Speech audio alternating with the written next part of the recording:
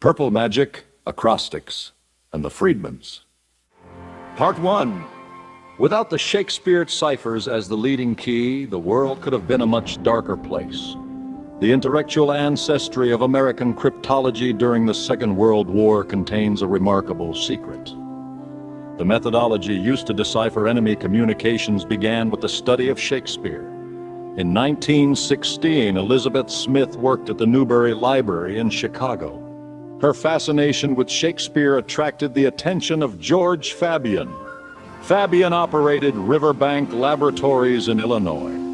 There, an investigation was underway to determine whether Francis Bacon had concealed a cipher within Shakespeare's works. Elizabeth joined the project. And there she met William Friedman. They fell in love.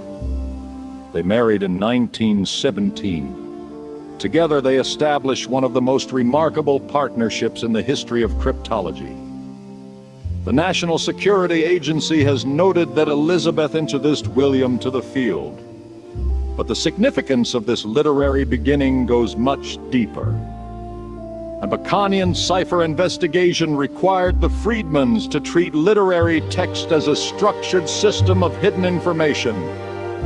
They examined triquetry, they studied writer frequencies, they examined positions, repetitions, and relationships that ordinary readers simply passed over. They were learning to see literature as something that could be deciphered. Shakespeare demanded an extraordinary level of intellectual attention. Meaning, rhythm, wordplay, metaphor, and structure could operate simultaneously. And the possibility of a hidden cipher forced the Friedmans to ask a profound question. What underlying structure could produce the evidence before us? That question would become fundamental to modern cryptanalysis. Their work trained them to notice anomalies, to test patterns, to reject coincidences, and to search for hidden structures. This was more than literary scholarship. It was a form of cognitive training. The trained mind learned to look beneath the surface. Soon, history transformed Riverbank. The First World War turned the laboratory from a literary investigation into a center of military cryptographic expertise. William entered Army cryptologic work. There, he applied scientific, mathematical, and statistical methods that would influence generations of analysts. The material had changed. Shakespearean texts had become military messages. Literary hypotheses had become cryptanalytic problems. But the essential mental operation remained the same. The trained mind continued to notice anomalies, to test patterns, to reject coincidence, and to uncover hidden systems. Elizabeth's parallel career was equally formidable. She built the United States Coast Guard's cryptanalytic unit. She also helped dismantle major Nazi spy networks operating in South America. By 1930, William Friedman was directing the United States Army's Signal Intelligence Service. He established a strict methodology of systematic decipherment.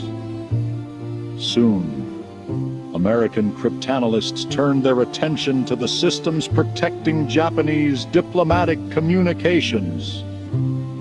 Among them was the formidable Japanese cipher machine known as Purple. The Americans did not possess the physical machine. They had to reconstruct its workings from the evidence contained in intercepted messages. The attack on Purple, therefore, became a masterpiece of inference. Under William Friedman's direction, Frank Rowlett led the day-to-day effort. He worked with analysts including Genevieve Grochon, Albert Small, and Samuel Snyder.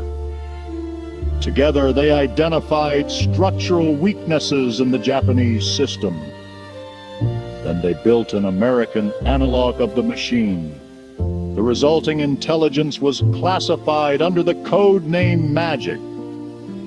Magic gave American leaders crucial insights into Japanese diplomatic and military intentions before Pearl Harbor. And here, the hidden connection becomes visible. The path runs from Shakespeare to acrostics, to cryptanalysis, to purple, and finally to magic. Literary analysis had become geopolitical leverage. The habits formed through the study of Shakespeare had helped create a new kind of analytical mind, a mind trained to see structure where others saw only words, a mind trained to recognize anomalies, a mind willing to ask whether apparently meaningless details might form a meaningful system. That habit of mind became one of America's great cryptographic weapons. The lesson is profound. Sometimes history's most consequential technologies begin not in laboratories, but in books. Sometimes the ability to read an enemy's secret message begins with learning to read a poem.